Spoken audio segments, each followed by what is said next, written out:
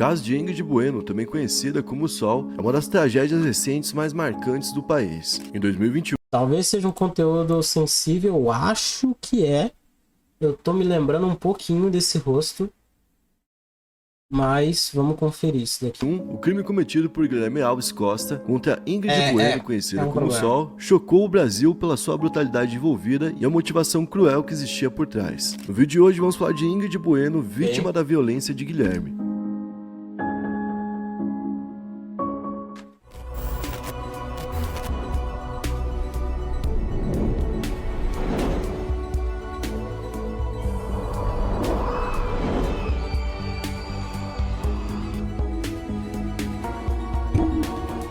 Removendo minha testa E brilhante. aí pessoal, beleza? Meu nome é Bruno Fabio, esse aqui é o Planeta Novo. Se você ainda não é inscrito no canal, vai se inscrever agora e deixar o seu like pra ajudar a gente. No vídeo de hoje a gente vai trazer aqui um Brasil Bizarro. Hoje Brasil Bizarro de número 42. Se você ainda não tá sabendo, agora todo sábado ao meio-dia a gente vai ter um Brasil Bizarro aqui, certo? Hoje então a gente vai abordar o caso Sol e eu tô aqui com o Digo Black na câmera Steak, que vai me dar uma meta de likes pro quadro que tá voltando aí, né? Então pro vídeo de hoje eu quero 5.160 likes. 5.160 likes pra poder ajudar a gente. E a gente vai começar 1.300. falando sobre quem era a Ingrid Bueno, né? A Ingrid Bueno, 19 anos, era uma jovem conhecida no meio gamer como Sol. Ela era apaixonada por esportes e trabalhava com isso além de jogar. Tanto é que ela fazia parte de uma equipe de gamer chamada FBI Sports. E ela tinha um foco principal no Call of Duty Mobile, né? Fora da profissão, ela era considerada uma pessoa reservada, apesar de ser uma apresentadora e estar ligada diretamente com o público, né? E por conta de estar diretamente... Eu te falo que eu sou uma pessoa extremamente reservada, mas dentro de um ambiente onde você pode fazer gravações, você pode editar conforme o que você quiser, você pode agir da forma que você quiser,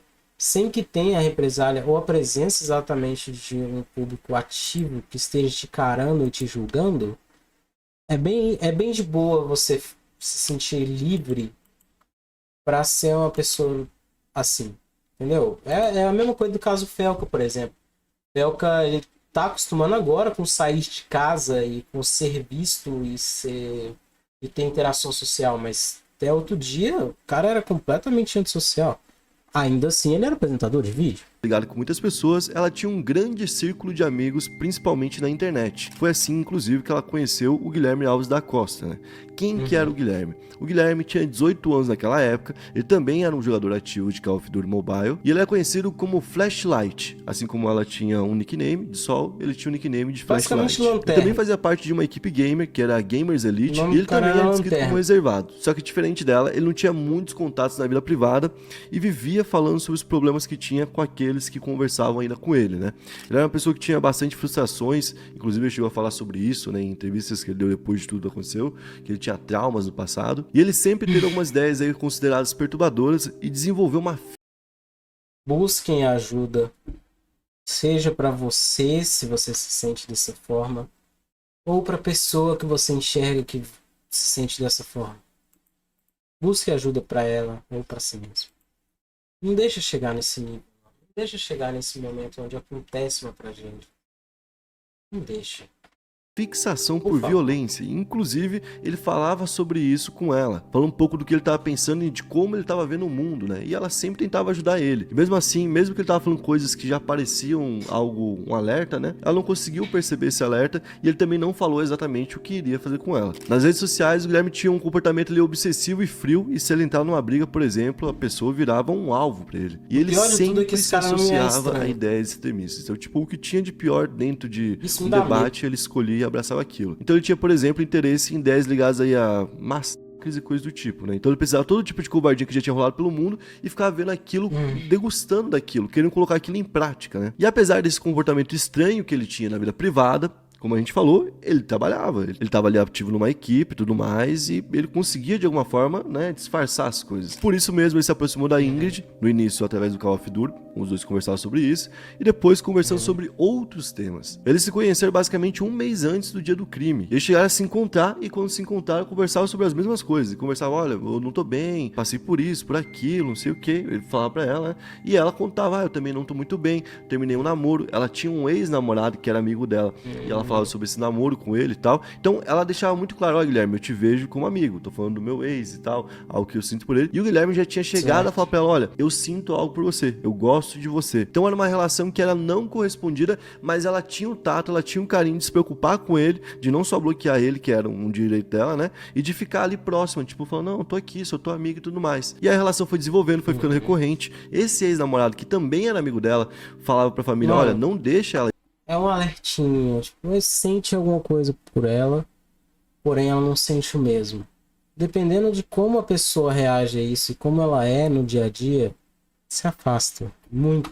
Pra lá porque ele é perigoso, ele é um cara que já dá pra ver que ele é meio problemático e tal, e foi visto como ciúmes naquele momento, porque ninguém poderia prever o que ia acontecer, né? E um dia antes de tudo acontecer, ele teria mandado mensagens pra ela que depois foram acessadas pelo pai da Ingrid, né, que acessou as mensagens dela, e nesse dia a Ingrid falou que tava com suspeita de Covid. Na época tu não podia sair, não podia fazer nada, então, né, falou, ó, tô com suspeita de Covid, não vai dar pra gente se ver. O Guilherme então insistiu pra encontrar ela, mesmo que o teste desse positivo. Aí vem o trecho que mais chamou a atenção, né? O Guilherme falou o seguinte, você deve ser minha, isso faz parte do sacrifício. Agora você não entende, está sacrifício? confuso. Então, uma mensagem que preocupante, né? Sim. A Ingrid respondeu, isso não é um livro. Guilherme. E ele então retrucou, né? Mas em breve você vai entender o real motivo de eu pedir isso. Então, ele já tava ali bem estranho naquele dia, né? No dia anterior. E aí o crime aconteceu no dia, então, 22 de fevereiro de 2021. Em Pirituba, lá na zona norte de São Paulo. E naquele dia, a Ingrid foi na casa do Guilherme, acreditando que seria apenas um encontro normal, né? Mas... Mano, depois de uma frase dessa, some da vida da pessoa. Desaparecer escafeda. Encontro de suporte pro amigo dela. Tanto é que quando ela chegou na casa dele, quem tava lá era a mãe dele. Então tinha alguém lá e tudo mais.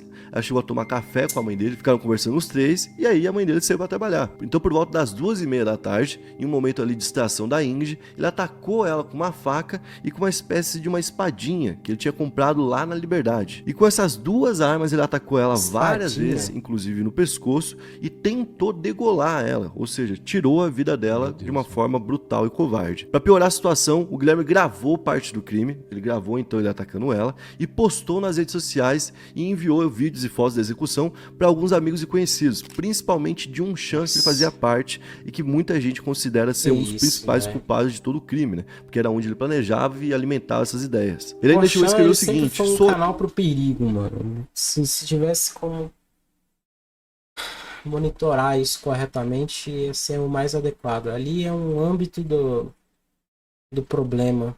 No vídeo, vocês estão cegos? Esses amigos deles e seguidores duvidaram que o corpo fosse real, e então o Guilherme gravou uma story ali, onde ele aparece rindo da situação do lado e mostrando que realmente tinha uma pessoa ali sem vida. Esse vídeo acabou sendo compartilhado, chegou até os membros da Gamers Elite, né, que era o grupo que ele fazia parte, e os responsáveis enviaram um vídeo para as autoridades, para a polícia, e pediram para que parassem de compartilhar, porque aparecia a Ingrid por ali. O Guilherme então fugiu dali da cena do crime e deixou o corpo da Ingrid em casa, e quem encontrou o corpo dela foi o irmão do Guilherme, o Bruno. Ou seja, ainda deixou um trauma pro próprio irmão, né? Depois disso, o Guilherme voltou pra casa e falou pra família que ia tirar a própria vida. Mas o irmão dele convenceu ele a se entregar pra polícia e foi o que ele fez. Quando ele foi abordado, ele mesmo admitiu logo de cara que ele tinha planejado aquilo, que era um plano dele já fazer aquilo há algum tempo, e dizendo que ele tem a sanidade mental completamente apta, ou seja, que ele não é maluco, que não tem nenhum problema, que ele queria fazer aquilo. Tanto é que alguém pergunta pra ele, tá gravando, né? Fala, por que tu fez isso, Guilherme? Ele fala, porque eu quis. Ele também fala que escreveu um livro ali, um livro de 52 páginas, né? Sobre o motivo do crime, e o livro se chamava Meu Dicionário, onde Guilherme falava que era um soldado combatendo o cristianismo. Olha que doideira, né? E que ele teria tirado a vida da Ingrid por ter entrado no caminho dele, sendo que ela, desde o início, como a gente falou, tentou ajudar o cara. Bom, exames foram feitos então com o Guilherme, que tá preso desde então, e um dos laudos apontou que ele tem paranoia, que é um transtorno de delírio persistente, e ele também tem traços de personalidade antissocial. Porém, a defesa dele tentava alegar que ele havia sofrido um surto psicótico ao executar a Ingrid. Mas ele falou que se provou falso, mano, até porque ele mesmo falou que não, né? Mas por incrível que pareça, por mais que tu fale que é culpado de algo, não é o suficiente pra te culpar. E o laudo confirmou que, como ele mesmo disse, ao cometer o crime, ele estava completamente consciente. Em agosto de 2022, então ele foi condenado a 14 anos de prisão, que é uma prisão branda, se a gente parar pra pensar, provavelmente levando em consideração essa questão mental dele também, a idade que ele tinha quando cometeu, né? E esse é um caso altamente bizarro, porque ele é um daqueles casos que a gente vê assim, tipo, poxa, ela é realmente uma pessoa muito boa, né? Uma pessoa que talvez teve até alguma dose de inocência ali, né, durante o percurso, que talvez em algum momento ela pudesse ter percebido em algum alerta e tal, mas a gente nunca vai poder culpar a pessoa que é boa, né? A pessoa que tá fazendo o correto, que tá agindo de acordo com o mundo, que se tivessem várias pessoas e todo mundo fosse igual a Ingrid, por exemplo, pô, o mundo ia ser bem melhor, né? Porque o Guilherme é que foi o covarde da história. Então é uma história realmente muito triste. E eu acho que 14 anos no final é bem pouco. Ainda mais pelos crimes que esse rapaz cometeu. Ridiculamente porque ele era, como a gente falou, um cara ativo dentro de um grupo. É uma vida que esse homem tirou, velho. Qualquer outro lugar é prisão perpétua. Qualquer ambiente onde não tem uma limitação de 30 anos é uma prisão perpétua que essa pessoa leva. Ou pelo menos acompanhada. Você vê que ela não está apta, que ela não é uma pessoa que vai estar ou que é apta a viver em sociedade, bicho. Jeito cometeu outros crimes, não só esse. A crueldade, né? É uma galera que tipo ficava tipo fazendo a galera fazer coisas que não queria, explorando gente que tinha a cabeça um pouco debilitada. Então tipo assim, 14 anos realmente parece bem pouco, né? Bem pouco.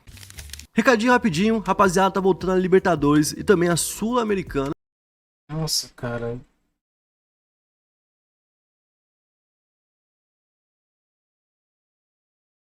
Brasil. Gente, se vocês verem que na vida as coisas estão acontecendo que vão dar bosta, e assim, que a pessoa tá além da sua compreensão de ajuda, se ela não buscar um profissional e ela não tiver um profissional, e você não for profissional, não tente substituir um profissional. Tá? Apesar de a gente ter boas intenções de ajuda, além de nos consumirmos bastante nessa situação, a gente pode ser literalmente levado a isso.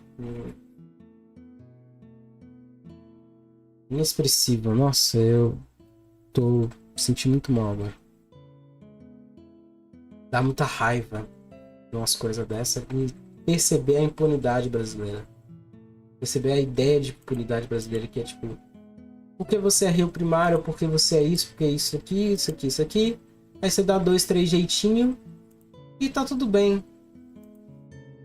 Pessoas que tiraram vidas, que foram comprovadas umas 2 ou 3 vezes que não tinham aptidão a viver em sociedade. Pessoas que não têm o menor remorso pelo que fizeram e não se sentem mal pelo que fizeram, andando em liberdade, vivendo suas vidas, fazendo seus cursos e trabalhando onde querem, do jeito que querem. Isso pra mim é absurdamente inconcebível, mano.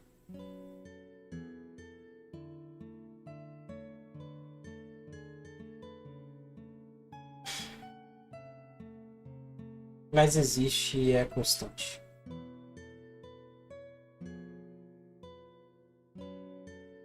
E é horrível isso.